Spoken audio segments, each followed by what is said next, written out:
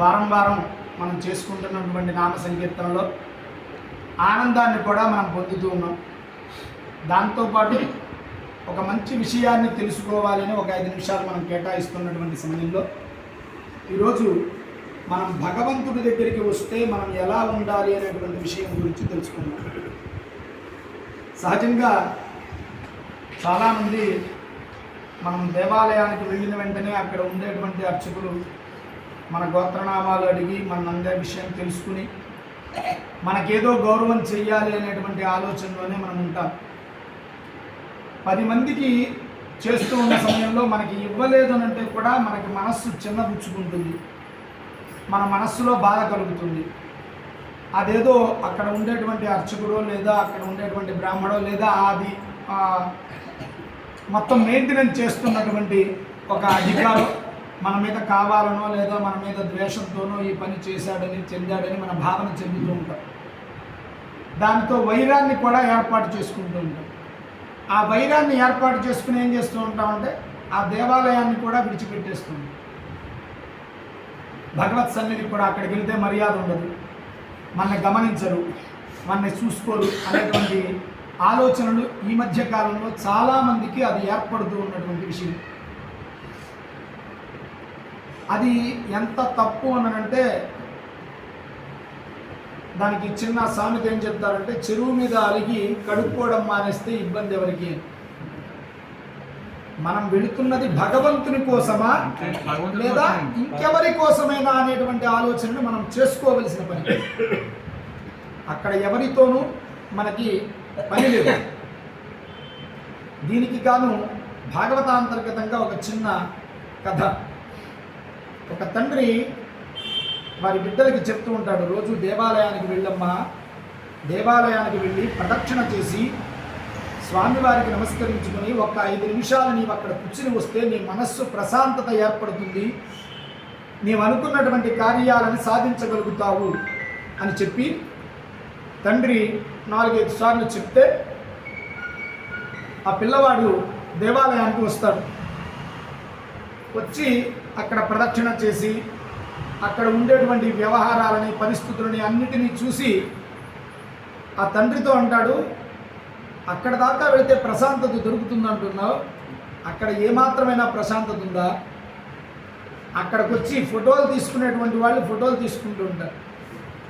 ఎవరికి తోచినట్లుగా వాళ్ళు ఎక్కడ పడితే అక్కడ కొబ్బరికాయలు కొట్టేస్తూ ఉంటారు. వాటి మధ్యలో నడవడం కూడా ఇబ్బంది అవుతూ ఉంటుంది. ఎవరికి తోచినట్లుగా వాళ్ళు అరుచుకుంటూ ఉన్నారు, మాట్లాడుకుంటూ ఉన్నారు. వీటన్నిటి మధ్యలో అక్కడ ప్రశాంతత ఎలా కుదురుతుంది? నీవు అక్కడ ప్రశాంతత దొరుకుతుంది అని చెప్పావు. అక్కడ దాకా వెళ్ళిన తర్వాత దేవుణ్ణి చూడడానికి ఒక టికెట్ అన్నారు, నా చెప్పులు పెట్టుకోవడానికి ఇంకో టికెట్ అన్నారు. అక్కడికి వెళ్ళిన తర్వాత ఆ ముందర దాకా వెళితే ఇలా తోసేశారు, భగవంతుడిని కూడా పూర్తిగా చూడనివ్వలేదు. అటువంటి దగ్గరికి వెళ్ళి నాకెట్లా ప్రశాంతత దొరుకుతుంది అని అడిగాడు. సరే అమ్మా, నీవు ఎలా వెళ్ళావు అనేటువంటిది నాకు తెలియదు. ఈరోజు నీకు ఒక పాత్ర ఇస్తున్నాను, ఈ పాత్ర పట్టుకుని పాత్రలో ఉన్నటువంటి నీరు కింద పోకుండా ప్రదక్షిణం చేసి నమస్కారం చేసుకుని రా అని చెప్పి పంపించాడు. ఆ రోజు ఆ పాత్రలో ఉన్నటువంటి నీరు పూర్తిగా ఉన్న కారణం చేత ఆవిడ అటు ఇటు చూడడానికి అవకాశం దొరకల. పాత్రను చూస్తూ ఉంటేనే నీళ్లు కిందకి వెళ్లకుండా ఉంటాయి, లేదంటే మనం అటు ఇటు చూస్తుంటే నీళ్ళు పాత్రలో నీళ్ళు కిందకి వెళ్తాయి. అలాగా ఆ ప్రదక్షిణం చేసేటప్పుడు చుట్టూ ఉన్నటువంటి విషయాలు అవి ఏవైతే ఉన్నాయో ఆవిడికి దొరకల, కనిపించాలి. సరే, ఆ ప్రదక్షిణం అయిపోయింది కదమ్మా, ఇప్పుడు నీవు నీ మనస్సులో నీవు ఏ భగవంతుణ్ణి అనుకుంటున్నావో ఆ నామాన్ని మాత్రమే స్మరించుకుంటూ ఆ దేవత నీకు దర్శనమిస్తాడు అనేటువంటి నమ్మకంతో ఇదే లైన్లో మిగతా ఎవరు ఏం మాట్లాడినా ఏం చేసినా ఆ నామస్మరణ మాత్రమే చేసుకుంటూ ఆ లైన్లో ప్రయాణం చేయి అని చెప్పాడు. ప్రదక్షిణం అయ్యింది. ఈ ప్రదక్షిణంలో నీకేమన్నా తెలిసిందా అంటే లేదు, నిన్నున్నంత అలజడి కానీ పరిస్థితులు కానీ లేవు ఈరోజు ప్రశాంతంగా. సరే, ఇప్పుడు ఇలా దర్శనం చెయ్యి అని. ఎప్పుడైతే ఆ లైన్లో నామస్మరణ తప్ప ఇంకా ఏదీ లేకుండా ఆవిడ వెళుతూ ఉన్నదో, వెనకాల వాడు తోస్తున్నటువంటి విషయమో లేదా ముందర వాడు లాగుతున్నటువంటి విషయమో తెలియలా. లైన్లో ఎంత దూరం నుంచి ఉన్నారో అంత దూరం నుంచి కూడా ముందర నుంచి ఆ భగవద్ దర్శనమే జరుగుతూ వచ్చింది.